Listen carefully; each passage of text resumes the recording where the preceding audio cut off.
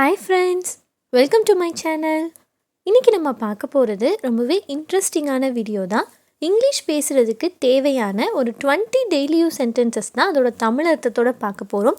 இந்த மாதிரி daily use sentences கற்றுக்கிட்டாலே நம்மளால் ஈஸியாக இங்கிலீஷ் பேச முடியும். இதே மாதிரி இன்னும் நிறைய யூஸ்ஃபுல்லான வீடியோஸ் எல்லாமே நம்ம சேனலில் தொடர்ந்து வந்துகிட்டே இருக்க போகுது.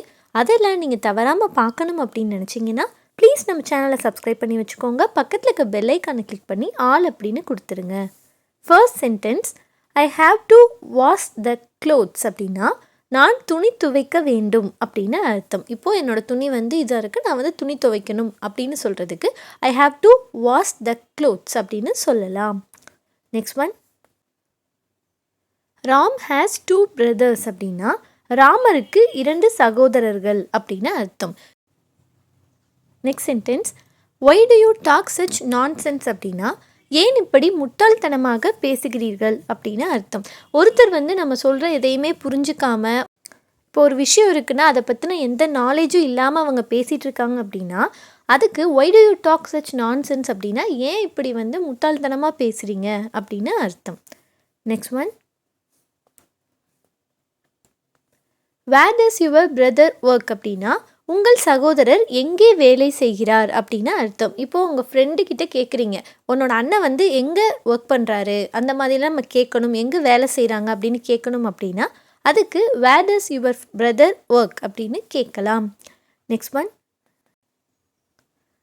வாட்ஸ் த கான்ஃப்ளிக்ட் அப்படின்னா என்ன மோதல் அப்படின்னு அர்த்தம். இப்போ நீங்கள் ஒரு இடத்துக்கு போகிறீங்க, அந்த இடத்துல ஏதோ பிரச்சனை நடந்துட்டுருக்கு அப்படின்னா நீங்கள் போய் கேட்குறீங்க, இங்கே என்ன பிரச்சனை, என்ன சண்டை, அந்த மாதிரிலாம் நம்ம கேட்போம் இல்லையா, அதுக்கு தான் வாட்ஸ் த கான்ஃப்ளிக்ட் அப்படின்னு கேட்கலாம்.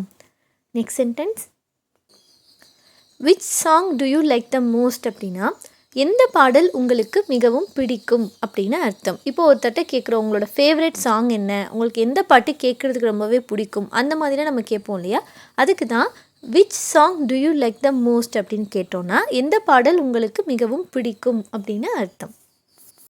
Next one, keep it up to your self அப்படின்னா அதை நீங்களே வைத்துக்கொள்ளுங்கள் அப்படின்னு அர்த்தம். இப்போ ஒரு பொருளை உங்ககிட்ட உங்கள் ஃப்ரெண்டு கொடுக்க வராங்க, நீங்கள் சொல்கிறீங்க இதை நீயே வச்சுக்கோ, நீங்களே வச்சுக்கோங்க அப்படின்னு சொல்கிறதுக்கு keep it up to your self அப்படின்னா அதை நீங்களே வச்சுக்கோங்க அப்படின்னு அர்த்தம். Next sentence, when is the train leaving அப்படின்னா ரயில் எப்போது புறப்படும் அப்படின்னு அர்த்தம். இப்போ நம்ம ரயில்வே ஸ்டேஷனுக்கு போயிட்டு அங்கே ட்ரெயின் எப்போ கிளம்பும் அந்த மாதிரிலாம் நம்ம கேட்போம் இல்லையா, அதுக்கு தான் when is the train leaving அப்படின்னு கேட்கலாம். அப்படின்னா ரயில் எப்போ கிளம்பும் அப்படின்னு அர்த்தம். Next sentence, is that enough அப்படின்னா அது போதுமா அப்படின்னு அர்த்தம். இப்போது ஒரு பணமே ஒருத்தர் கொடுத்துட்டு ஓகே இது போதுமா அந்த மாதிரிலாம் நம்ம கேட்போம் இல்லையா, அதுக்கு தான் இஸ் தட் எனஃப் அப்படின்னா அது போதுமா அப்படின்னு அர்த்தம். Next one, how can I go there அப்படின்னா நான் எப்படி அங்கு செல்ல முடியும் அப்படின்னு அர்த்தம். இப்போ நம்ம ஒரு இடத்த இந்த இடத்துக்கு போகணும் அப்படின்னு சொல்கிறோம், ஓகே அதை நம்ம எப்படி போகிறது அந்த மாதிரிலாம் நம்ம கேட்போம் இல்லையா, அதுக்கு தான் ஹவு கேன் ஐ கோ தேர் அப்படின்னு கேட்கலாம். அப்படின்னா நான் எப்படி அங்கு செல்ல முடியும் அப்படின்னு அர்த்தம். Next sentence, give me a hand அப்படின்னா எனக்கு ஒரு கை கொடு அப்படின்னு அர்த்தம். அப்படின்னா இப்போ நம்ம ஏதோ ஒரு விஷயத்தை செஞ்சிட்ருக்கோம், எனக்கு ஒரு ஹெல்ப் பண்ணு அந்த மாதிரி சொல்கிறதுக்கு தான் நம்ம கிவ் மீ எ ஹேண்ட் அப்படின்னு சொல்லலாம். Next sentence, I am feeling thirsty அப்படின்னா நான் தாகமாக உணர்கிறேன் அப்படின்னு அர்த்தம். இப்போ நமக்கு சில சமயங்களும் ரொம்ப தாகமாக இருக்கும் இல்லையா, தண்ணி நிறைய குடிக்கணும் அப்படின்னு நமக்கு தோணும். அப்போ நம்ம சொல்லும்போது ஐ எம் ஃபீலிங் தர்ஸ்டி அப்படின்னு சொன்னோன்னா நான் ரொம்ப தாகமாக உணர்கிறேன், ஃபீல் பண்ணுறேன் அப்படின்னு அர்த்தம். Next sentence, write it down அப்படின்னா அதை எழுதி வை அப்படின்னு அர்த்தம். இப்போது நம்ம ஒரு இன்ஸ்ட்ரக்ஷன் சொல்கிறோம், அதை நீங்கள் எழுதிக்கோங்க அந்த மாதிரிலாம் நம்ம சொல்லுவோம் இல்லையா, அதுக்கு தான் ரைட் இட் டவுன் அப்படின்னு சொன்னோன்னா அதை எழுதி வை அப்படின்னு அர்த்தம். Next sentence, let me think அப்படின்னா என்னை சிந்திக்க விடு அப்படின்னு அர்த்தம். இப்போது ஒரு முடிவு நீங்கள் எடுக்கணும், அதுக்கு நீங்கள் யோசிக்கணும். அப்போ நீங்கள் அடுத்தவங்ககிட்ட சொல்கிறீங்க, என்னை யோசிக்க விடுங்க, என்னை சிந்திக்க விடுங்க அப்படின்னு சொல்கிறதுக்கு தான் லெட் மீ திங்க் அப்படின்னு சொல்லலாம். Next sentence, you look amazing அப்படின்னா நீ பிரமாதமாய் இருக்கிறாய் அப்படின்னு அர்த்தம். இப்போது உங்கள் ஃப்ரெண்டு வந்து நல்லா ட்ரெஸ் பண்ணிவிட்டு அன்றைக்கி ரொம்ப அழகாக இருக்காங்க அப்படின்னா, நீ இப்போ ரொம்ப சூப்பராக இருக்க, நீ ரொம்ப பிரமாதமாக இருக்க அப்படின்னு சொல்கிறதுக்கு யூ லுக் அமேசிங் அப்படின்னு சொல்லலாம். நெக்ஸ்ட் சென்டென்ஸ், ப்ராபபிளி நாட் அப்படின்னா அநேகமாக இல்லை அப்படின்னு அர்த்தம். இப்போது ஒரு விஷயம் வந்து உங்களுக்கு உறுதியாக தெரிஞ்சுது அப்படின்னா டெஃபினெட்லி நாட் அப்படின்னு சொல்லலாம். அப்படின்னா அது உறுதியாக இல்லை அப்படின்னு அர்த்தம். அதுவே உங்களுக்கு வந்து அது உறுதியாக தெரியாத பட்சத்தில் இருக்கலாம் அப்படின்னு நம்ம சொல்லுவோம் இல்லையா, அதுக்கு தான் வந்து நீங்கள் ப்ராபபிளி நாட் அப்படின்னு சொன்னீங்கன்னா அநேகமாக இது வந்து இல்லை, ஆனால் உங்களுக்கு உறுதியாக வந்து தெரியாது அப்படின்றதுக்கு இந்த சென்டென்ஸை நீங்கள் பயன்படுத்திக்கலாம். Next sentence, did you finish the job அப்படின்னா நீங்கள் வேலையை முடித்து விட்டீர்களா அப்படின்னு அர்த்தம். இப்போ உங்கள் ஃப்ரெண்டு வந்து வெளியே போகலாம் அப்படின்னு சொல்லிட்டு உங்களை கூப்பிட வராங்க. அப்போ வந்து நீங்கள் ஒர்க் பண்ணிகிட்ருக்கீங்க. அப்போ அவங்க என்ன கேட்பாங்க, நீ வந்து வேலையை முடிச்சிட்டியா அப்படின்னு கேட்கணும் இல்லையா, அதுக்கு did you finish the job அப்படின்னா நீங்கள் வேலையை முடித்து விட்டீர்களா அப்படின்னு அர்த்தம்.